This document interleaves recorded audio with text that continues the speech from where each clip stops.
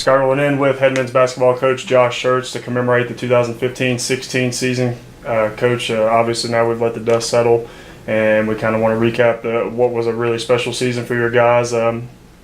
Look back to the preseason here, way back, so long ago it feels like. As always, you came into the season with tons of expectations. A preseason SAC favorite, top 10 in 3 different preseason national polls. But there was also question marks. You having to kind of figure out the deal, life without Lorenzo Ross, a SAC Player of the Year, a 4-year point guard. And obviously, you go into that first game of the season, look back to the very first game of the season, and then where it all ended up, a loss to King. And it seemed like early in the season, 2 or 3 games in, we were really kind of searching for that identity. And that was one of the things you mentioned, looking back at some of that early preseason stuff, trying to find that identity.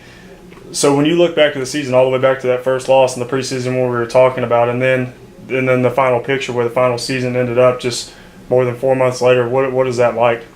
Well, I think every year, you go on a journey, and every journey's, a separate deal. Each team goes on its own journey, and, you and I talked about that, I think, in the preseason. This team was going to write its own book. It's going to write its own story, and, we were in the very beginning chapters there, and certainly you go into every season, I think, with high hopes, and and you have a way you hope things are going to kind of unfold, and it very rarely unfolds the way you hope. And but so I thought early in the year, as you said, we really weren't very good out of the gate. We had I think an exhibition win.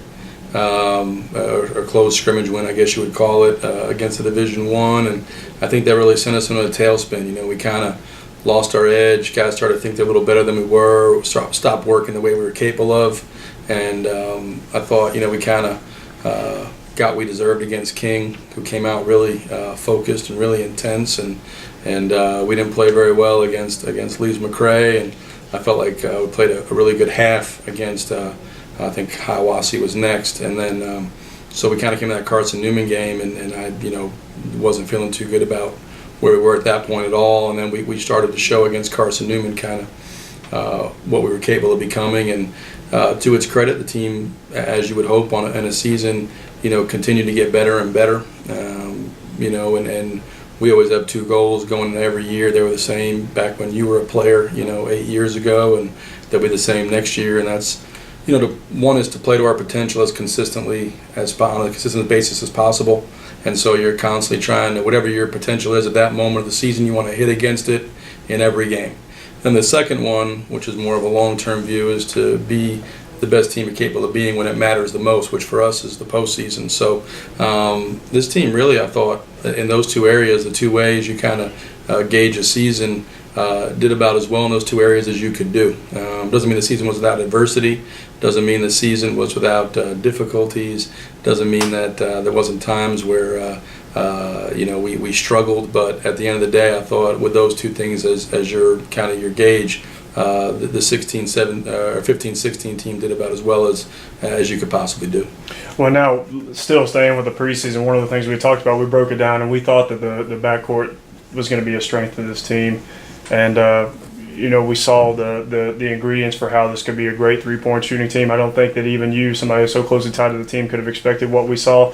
Broke the team record, SAC team record for 3-pointers in the season. Jalen Still and Luquan Choice are now 1 and 2 in the SAC single season record book in terms of 3-pointers made. So just talk about what it was like to see that group come together and watch them on a night-in, night-in basis shoot the ball. Well, it was, we knew that we were going to have to change what we played. Ideally, to me, a college team has, 2 1s, 2 3s, and a 5.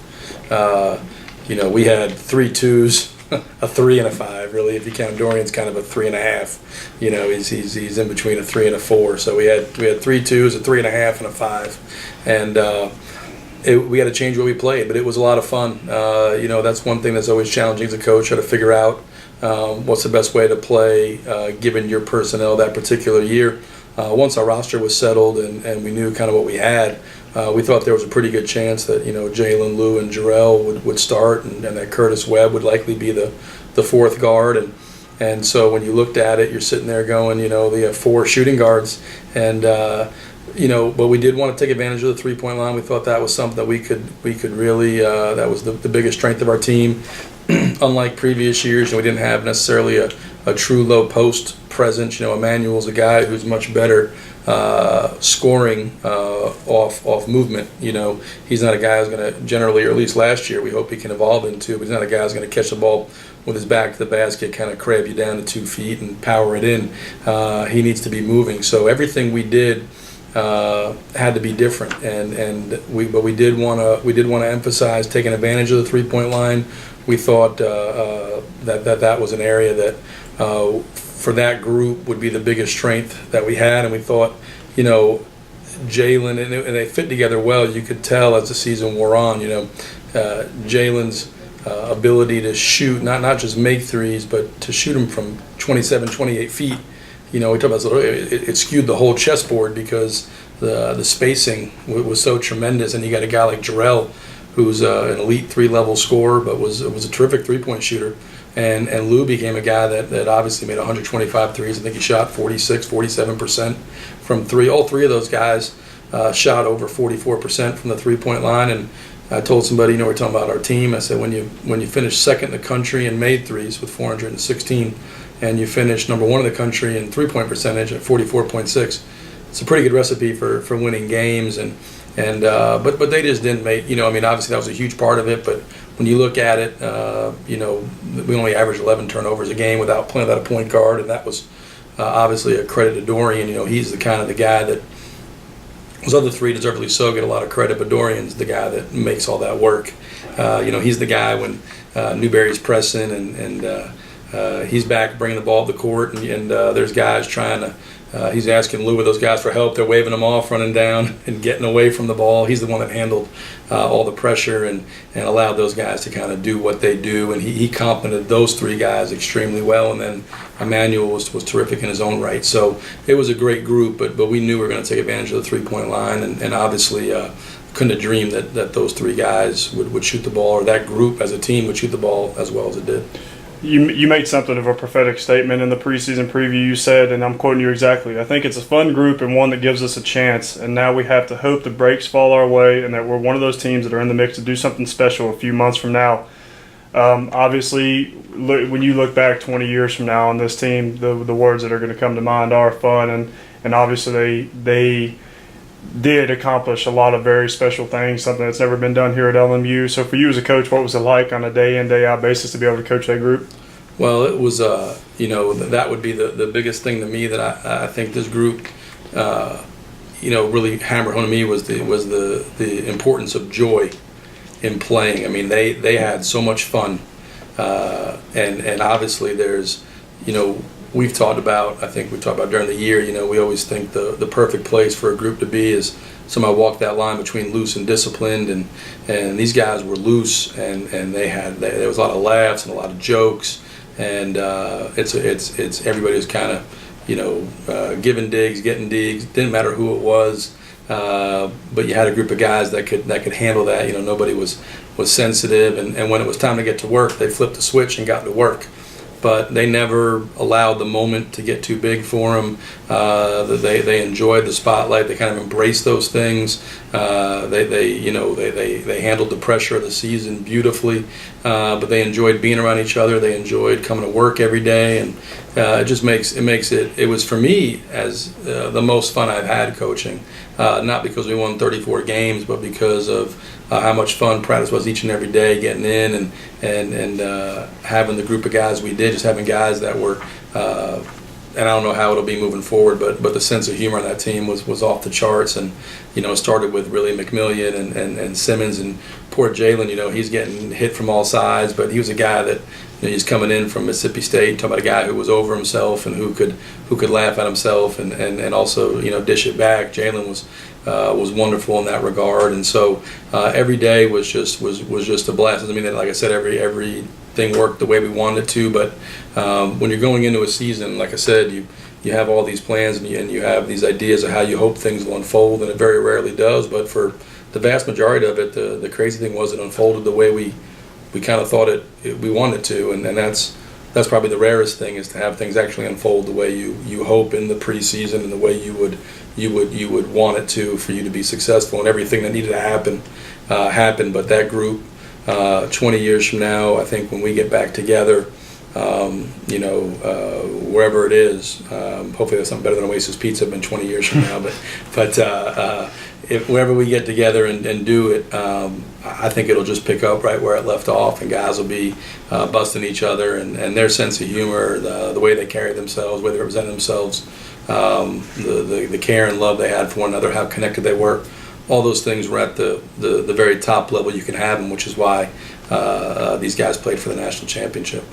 Well, and then let's look at the actual season there. For me, somebody who followed the season pretty closely all year, obviously, there were two real turning points where the season kind of was knocked onto the road that it would take eventually. And for me, the first one was that 4 overtime win on December 2nd at Lenore Ryan, where we could have lost that game probably 20 different times. End up pulling out a 4 overtime win to go to 2-0 in sack play. Otherwise, we fought a 1-1, and the 22-0 sack run never happens, which is just one of many special accomplishments this team had.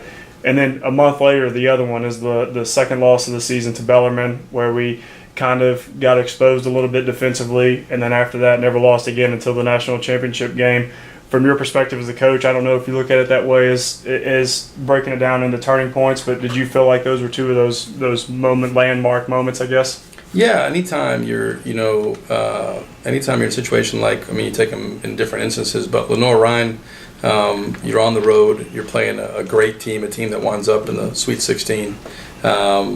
Their place is packed, it's a sellout, it's going crazy. It's probably 245 degrees in the gym, and so when you get and we were thinking about that game. That's crazy. We were up 20 in the second half. We're up 20. They come back and take the lead with a minute to go. They're up 4, and we were really reeling. And for us to step up and make the plays we did down the stretch on both sides of the ball, and get that thing to overtime, and then fight until through 4 overtimes, all the different things that happened. I walked out of that gym knowing that from a competitive will standpoint, we had what it took. And you walk into a season, and the two things to me that always had to be in place to feel like you have a chance, or obviously the talent's got to be there, and then the character's got to be there. All the other stuff it requires, competitive will, intelligence, care for one another inside the group, how connected, how much of a team are they going to be. All that stuff happens, over the course of the season, and you get to gauge those things as things happen. And when I walked out of that Lenore Ryan gym, I just was amazed. Not obviously with our team, but both teams. But I knew then that we had something in terms of the competitive will. Because most teams, you're up 20, you get down 4, under a minute to go, you're on the road, it's a sellout, place going nuts. You just kind of walk away, and then in the 4th overtime, we kept coughing up leads, and then Reed Lucas, hits that 3 off an offensive rebound, and we come down, and then Jarrell makes that play and scores that bucket there with I think 2 seconds left or something. So, I knew then that from the competitiveness standpoint that we had a group that would fight you tooth and nail, and we knew we had character, we knew we had talent, and then we knew we had the competitiveness. The Bellarmine game was, one thing we talk about, and I heard, and I think it's 100% true. Greg Popovich said this years ago. The true measure of who we are as a person is how we handle things when things don't go our way. And so to me, a lot of the cooler moments, people think that, when they say, well, your most special moments at LMU, they think it's winning a championship or whatever. And honestly, the most special moments for me here are the ones where we've had adversity happen and responded to it. And that's probably the thing. We have a lot of cool stuff that's happened over the years, but the fact that we haven't, I think it's been since 2011-12 that we've lost consecutive games, is probably the coolest. We've always had really competitive guys and guys with a lot of pride, and walking off the floor there at Bellarmine, we had gotten beat. We had lost our composure at the end of the game. We had some things happen to us that were a little outside of our control that affect us. We had played really good bad. There was 2 things walking out of there. One was I was really disappointed that we lost our composure at the end of the game, and I was disappointed in some factors again that were outside of our control that maybe we didn't handle the right way. But what I was pleased with was for 36, 37 minutes, and March is cruel. Bellarmine had a team that was capable of competing for and winning a national championship. There's no doubt, and they got beat in the first round. That's March. Not always the best team doesn't always win, and Bellarmine was certainly one of the best teams in the country. But knowing that we had played one of the best teams in the country on their home floor, where they had played about as well as they could, and we were standing with them with 2 minutes to go, let me know how good we truly were. And it was probably a little bit of a both feeling. I kind of knew like, wow, we're pretty dang good if we were able to just play these guys toe to toe on their home floor in a very difficult circumstances in a lot of ways. And a minute to go, it's a 2-possession game. But I also, like I said, I wanted to see how we'd respond when we had some adversity. How are we going to bounce back? And from a practice and from a performance standpoint, and guys reset the next day and went back to work, and we used that Bellarmine game. It was really good for us because that was kind of, we knew we had to get better if we wanted to be good enough. Because I told them, I said, that's the kind of team you're going to face in a regional semi, a regional final, an Elite Eight, Final Four. That's the level you got to get to and be able to win, beat a team like that to advance deep into March. And it was a great barometer for us the rest of the year. And you might have already covered this, but at what point in the season did you maybe know that this group was this team could do something really special? I think that there's always at one point where there might be, you get that feeling that you could really accomplish something special. But was there any particular point when you thought that might have happened? Whether it be the 4 overtime win, the 33-point win at Wingate, the 26-point win at Queens, was there a particular moment where you thought, wow, this team can do something special? It probably wasn't like a moment in the sense of like what you would, like there was just a time like, wow, I knew we were good. But I think to me, I started to recognize it if this makes sense, in the monotony of like kind of middle end of January, where you're just playing games and the season's got forever to go and you've already been playing forever and everybody's tired and performances can tend to be uneven. And there were times where our performance was uneven, but you could see that what made us special and the reason that we ran the table in the league as good as the league was the depth, and our bench having guys that were 4th and 5th year guys, Curtis McMillian, Curtis Webb, Tim Pierce, Paul Woodson, coming in that were all 4th and 5th year guys, that when the starters didn't have it, we had guys that were good enough to go in and play. It wound up kind of showing itself again. I mean, you look at the National Final Four, our second and third leading scorers are out for most of the second half. Jalen played maybe a minute in the last 13 minutes with cramps, and Luke got his 4th foul with, I think, 12, 11 minutes to go. And so you look at that game, we played a lot of it with Tim Pierce, Curtis Webb drilled those threes, but you could see that in the monotony of January.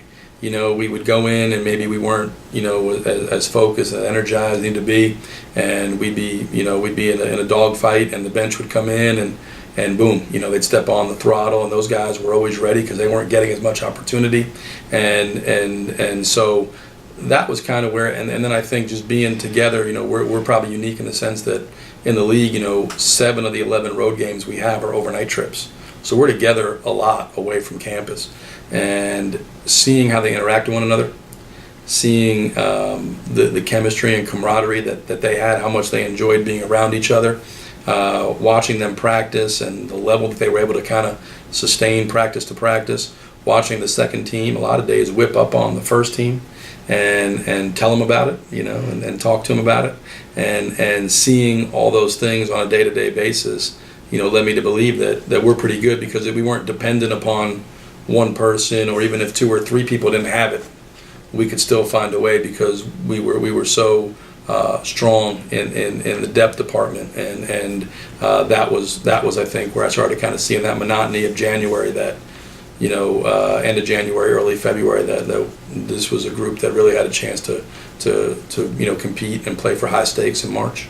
Well, and let's look back to 2008 and the full kind of 8-year journey from the team you inherited in 2008, your first season here, until really establishing yourself as a SAC and national power, and to all of a sudden kind of having that we're here moment, and to finally push through into the Southeast Region Championship, win the Southeast Region, and then all of a sudden you're in the national championship game.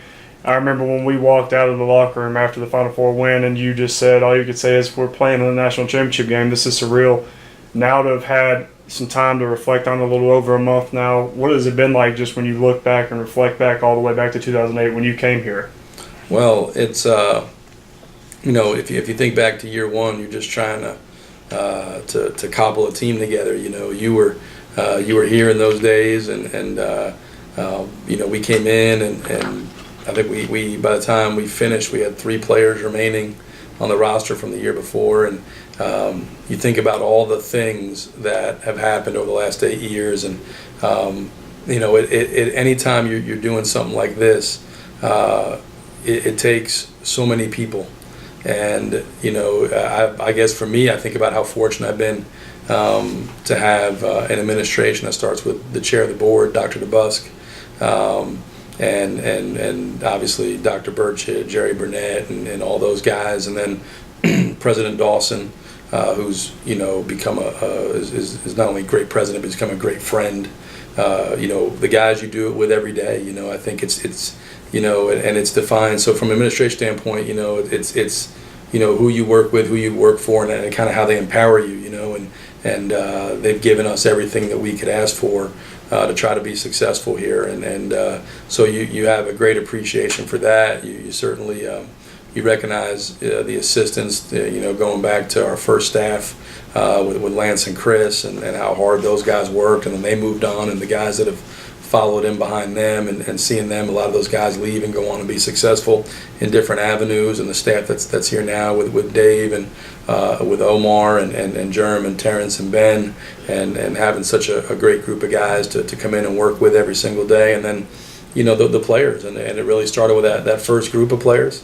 Those guys laid the foundation for what was to come. They helped bridge that gap, because there's always been pockets of success for LMU. It's not like we're the first group to ever win games or anything. There's been stretches in LMU history where they've been good, and but it hadn't happened in a long time. And that group that came in 2008 really they came before any of this existed. We're getting ready to add a $500,000 jumbotron out there, and the players lounge, and we got all these bells and whistles. Well, the guys that came in 08, I mean, you didn't even have ceiling tiles or lockers, or you had it was those guys will always hold a special place in my heart. And so when you went through it, I kind of thought about, all those different people, and how appreciative of all those different people.